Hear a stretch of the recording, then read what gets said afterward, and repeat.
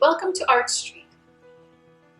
The Greek philosopher Plato said, "The beginning is the most important part of the work." Well, that feels like a lot of pressure.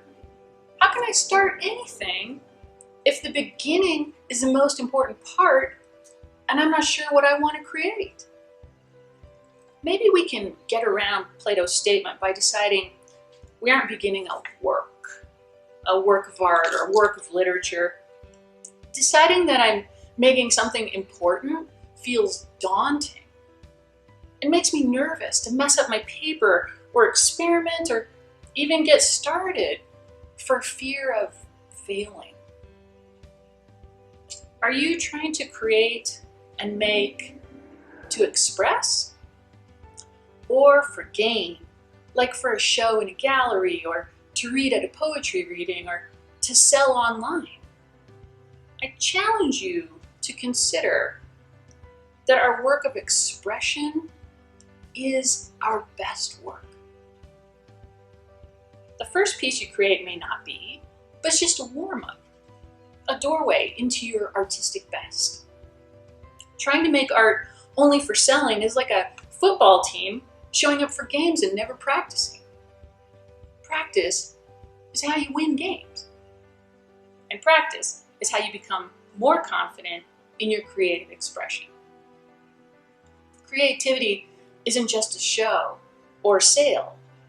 That ties us to popular approval, trying to figure out what people want. That's more like manufacturing. Creativity is freedom. Freedom to try things and see what happens. Whatever we make today, Plato's right. The beginning is the most important part. Just beginning. This week's project lets us figure out how to simply find a starting place.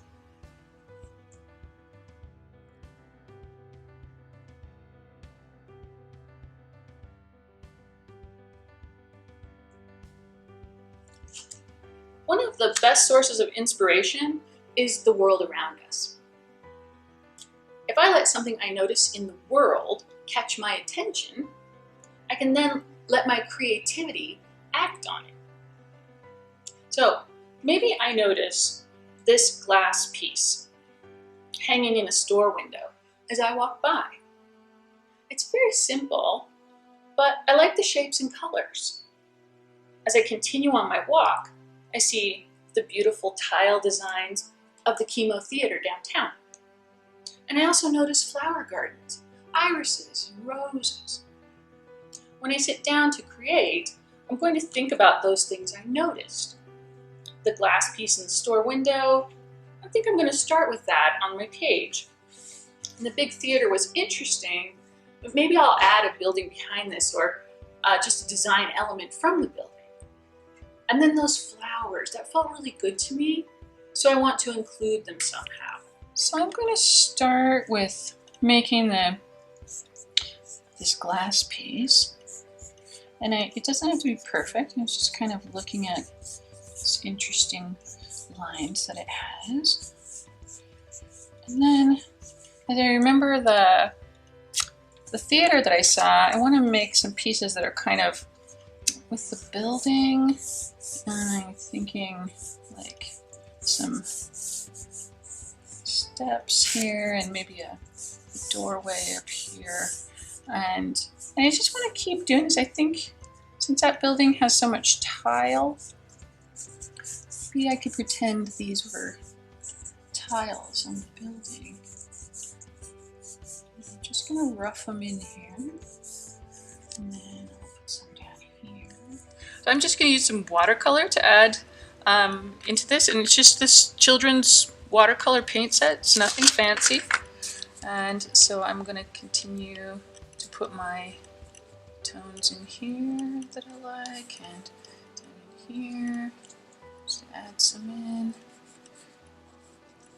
And the fun of doing this is I can really make my flowers whatever color I want. So I could start with this, but maybe I want to add some of the beautiful blue color that was in my stained glass, I can do that. I can just go ahead and make my flowers be the way that I want them to be. So I can have that right here. And you see, I'm not trying to make it perfect. I'm just trying to add kind of the tone and the energy of what I really loved about my stained glass in here. So put that in.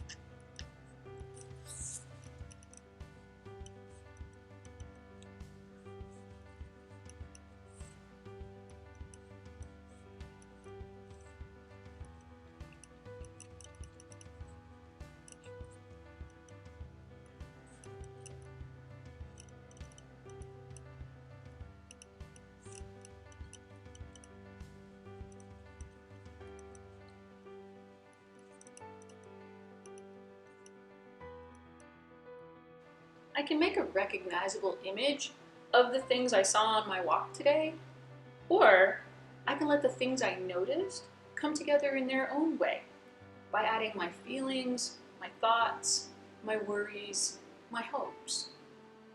I didn't start with a plan to create a work of art. I just felt like creating. As the writer Mary Shelley says, the beginning is always today. I just noticed what was around me today and felt free to let the world offer me a starting place.